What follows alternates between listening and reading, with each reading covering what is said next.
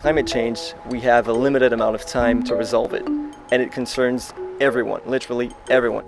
How could we stay under 2 degrees C? Everybody has to do everything possible. Doing things sustainably is even more modern than modern. But it's a win-win situation. Why isn't it happening? We have one more shot at this in Paris. The fact is that if you don't think you can play a role, you won't. Our window is closing, but our window's still open. So I got to Bonn today. Okay. Yeah, I woke up like 6 and got on the train and made it to the conference center, got registered.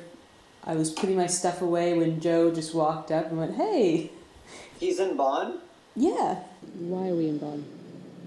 What's happening in Bonn? They're negotiating the Paris Agreement here through something called the Ad Hoc Working Group on the Durban Platform. If you're talking to a friend of yours who doesn't know anything about the UN process, how would you tell them, like, this is what's happening in Bonn right now? How would you describe that to them? Well, I think the first thing that people don't really understand is that this is a party-driven process, right? So there we go with the lingo already. So once a year you have the Conference of the Parties. They determined that Lima would be a drafting convention. So there's going to be an attempt to shape the global agreement that would follow a year later and get ready for a year of negotiations. The countries kind of have a say in this, and we really don't. So as youth, we don't have a formal voice. As NGOs, you can't really influence the process. So it's really all these countries just sitting together and trying to find a solution to these gigantic global problems, right? You'll love this. There's so many terms and acronyms. See, that to me is a huge barrier. How do you even sift through all that? So there's the UN Framework Convention on Climate Change, and then the parties that sign on to that, and they have these conference of the parties, which is the COP. When they were in Durban, they created the ADP, which is the Ad Hoc. And the Ad Hoc, the ADP, which I always forget what it stands for. In Durban, South Africa, a couple of years ago, they established the Durban Platform for Enhanced Action. And what they did was they created an all-party working group. So all 196 countries are members of the ADP. And what that means is that when you have these intersessional meetings, where in June and now at the end of August and then in October, there'll be more negotiations, the ADP can meet and move the COP process forward. You don't have to wait for December. So it's an ad hoc working group because it was created specifically for the task of writing the Paris Agreement. I was just getting so many perspectives on COP21 and the agreement and all the countries' INDCs and if Paris was going to be a failure and a success. And I just thought, well, the quickest way is to just come over here and look for really just look for myself kind of from the perspective of just, an ordinary person. I'm showing up on day 1 of week 2, so I had no idea what had happened in week 1. I haven't been there for more than half an hour, and I end up in the big negotiating place with all of the people. I took notes. And thank goodness Joe's there, because then I can ask Joe questions, be like, what are they talking about? So they're trying to get down to 20-page agreement for Paris. That's the goal, or something like that. At COP20, they had a 4-page agreement, but then a 38-page annex that was attached. And then the 38-page annex, they went to Geneva at the beginning of this year, and that expanded into 90 pages. So they have option 1 wording, option 2 wording, option 3 wording. But these are all the options for all the things that go into all the things. All the things going into all the things. They literally just have a projector.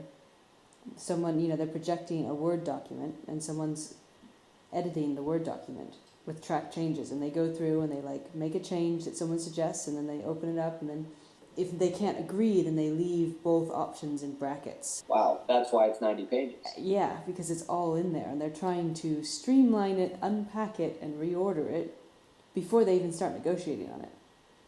You should tell them to change the font from 12 to 10 point. As someone who's a writer, watching 196 nations try to write together, it's fascinating. And of course, it's not 196 people. It's many people representing each of these nations. It's very moving to be in the room with the world. It's like, okay, now Japan would like to speak like, whoa, what? Let's streamline without cutting. So what we're going to do is let's talk about what the concepts are. And that's the unpacking that they keep referring to? Well, so yeah, you try to unpack that text by saying, okay, what these words actually boil down to is these 5 things. So these 5 things are in this paragraph. Some of them are also in this other paragraph. Can we cluster those? And can we reorder things? And the thinking is if you can do that, you can get rid of redundancy and you can trim the text without offending anyone. So as a result of that, we now have clusters and we have baskets. The chair or the co-chair or the facilitator will say, we're not at the clustering part yet. We're still unpacking. And there are all these great things we're going to do with the scope basket, but nobody knows what goes in the scope basket. We're actually only in phase, whatever phase 1. What is it, the phase that we're in? It's not, there's different numbers, right? I don't know if we're in phase 1 or 2 at the moment. You're moving into phase 3 and we're not in phase 3 yet. And they're like, oh, okay, well, what was phase 3? I thought... So it's not just me that's confused. Okay. So right now, they have 14, the Marshall Islands pointed out, that they have 14 formal days of negotiation left before Paris, which leaves them 1 hour left for each consolidated paragraph. Oh my God.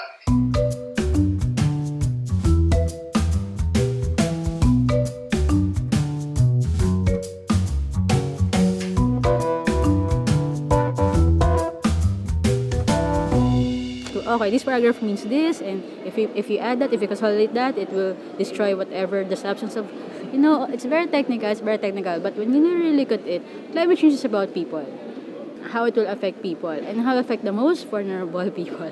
Yeah. Okay, so it's basically how will you help them adapt to the effects, how will you empower them, okay? So that's the overarching goal of this process.